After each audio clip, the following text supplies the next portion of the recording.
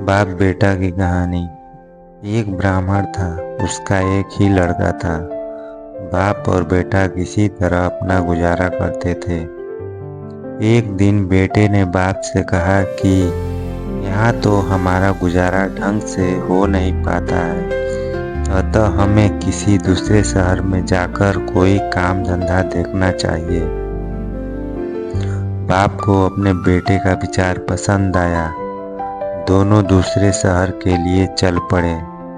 रास्ते में एक घना जंगल पड़ा। जंगल में चलते चलते उन्हें प्यास लग गई और उनका गला सूखने लगा। तभी उन्हें एक तालाब दिखाई दिया। वे तालाब के किनारे पहुंचे और जी भरकर पानी पिया। तालाब के किनारे एक मंदिर बना हुआ था। उन्होंने सोचा कि मंदिर में भगवान के दर्शन कर लें, फिर आगे बढ़ें। वे मंदिर में प्रविष्ट हुए। उन्हें यह देखकर बहुत आश्चर्य हुआ कि मंदिर में घी, दूध, चावल और मेवे रखे हुए थे। इस सूने घने जंगल में, इस जड़ सेड़ मंदिर में यह सामग्री किसने रखी होगी? वे सोचने लगे। पहले तो उन्होंने आवाज लगाई, किंतु जब कोई नहीं आया और न ही दिखा तो उन्होंने उस सामग्री से खीर पकाई और खा ली। अभी वे खीर खाकर बैठे ही थे कि एक राक्षस आ गया।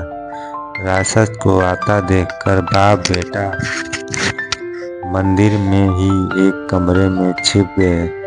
राक्षस ने देखा कि उसकी खीर की सामग्री गायब है,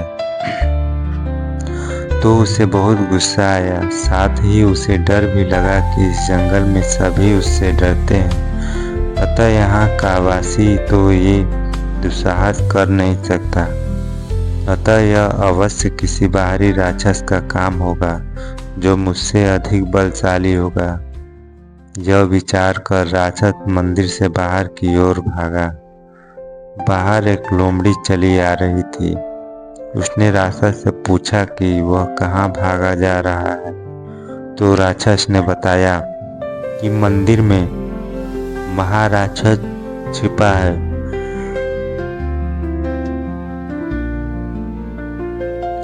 लोमड़ी ने कहा कि चिंता मत करो, मैं उसे भगा दूंगी। लोमड़ी मंदिर के अंदर गई। बेटे ने देखा तो उसने कमरे में रखा घड़ा लोमड़ी के सिर में फंसा दिया। लोमड़ी को समझ में नहीं आया कि क्या हुआ। वह घबराकर बाहर भागी तो देख न पाने के कारण सीढ़ियों पर फिसल गई और गिरती पड़ती बाहर पहुंची। राक्षस ने लोमड़ी की यह दशा देखी तो वह और अधिक डर गया। अब राक्षस और लोमड़ी दोनों भागने लगे। रास्ते में उन्हें एक शेर मिला। उसने भागने का कारण तो दोनों ने एक साथ उत्तर दिया कि मंदिर में महाराक्षस छिपा है। यह सुनकर शेर ने कहा, डरो मत, मैं उस महाराक्षस को अभी भगा दूंगा। शेर मंदिर के अंदर प्रविष्ट हुआ। बेटे ने शेर को अंदर आते देखा तो उसने वहीं रखा फसल समेटने का दांतेदार फावड़ा उठाया और उसने शेर की पीठ पर खरोच दिया।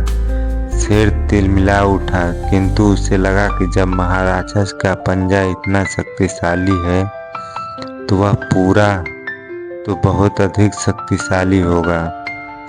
शेर लहूलुहान होता हुआ मंदिर से बाहर की ओर भागा। राक्षस और लोमड़ी ने शेर की दशा देखी तो वे भी भाग खड़े हुए और फिर उन्होंने मंदिर की ओर रुख नहीं किया।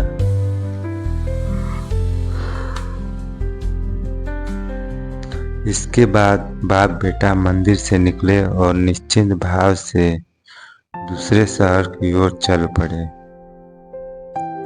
तो दोस्तों, अगर यह कहानी आपको अच्छी लगे तो वीडियो को लाइक और सब्सक्राइब जरूर कर देना।